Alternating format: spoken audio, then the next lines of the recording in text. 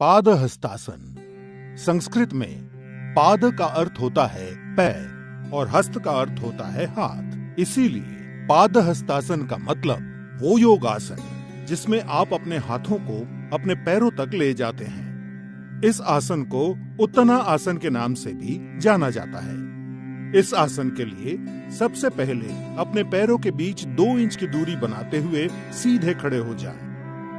अब एक लंबी गहरी सांस अंदर लेते हुए अपने दोनों हाथों को सामने की ओर सीधा रखते हुए अपने सर के ऊपर ले जाएं। अपने शरीर को जितना हो सके अपनी कमर से ऊपर की ओर खींचें। इस अवस्था में धीरे धीरे सांस छोड़ते हुए अपने शरीर को आगे की ओर तब तक झुकाएं जब तक कि आपकी दोनों हथेलियां जमीन को छू सकें।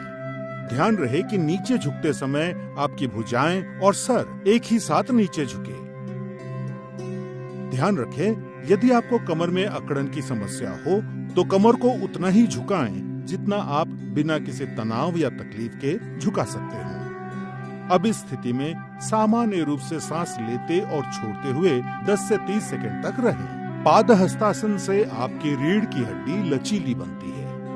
ये आसन महिलाओं के मासिक धर्म के समय होने वाली तकलीफों से राहत दिलाता है। किंतु यदि आपको हृदय रोग, पीठ और रीढ़ संबंधी समस्या, चक्कर या पेट की सूजन की तकलीफ हो तो ये आसन ना करें। हर्निया, अदूरदर्शिता यानी हाई मायोपिया और अल्सर के रोगी और गर्भवती महिलाओं को भी ये आसन नहीं करना चाहिए। 10 से 30 सेकंड इस स्थिति में झुके रहने के बाद अब एक गहरी सांस अंदर लेते हुए धीरे से ऊपर आकर सीधे खड़े हो जाएं। सुनिश्चित करें कि ऊपर आते समय आपकी भुजाएं और सर साथ में ऊपर आए। ऐसा करते समय आपके दोनों हाथ सर के ऊपर तने हुए होने चाहिए। अब धीरे से सांस छोड़ते हुए अपने दोनों हाथ नीचे लाएं और विश्राम करें। इस आसन को नियमित रूप से करने से आपके पाचन क्रिया में भी सुधार होता है और कब्ज का निवारण होता है।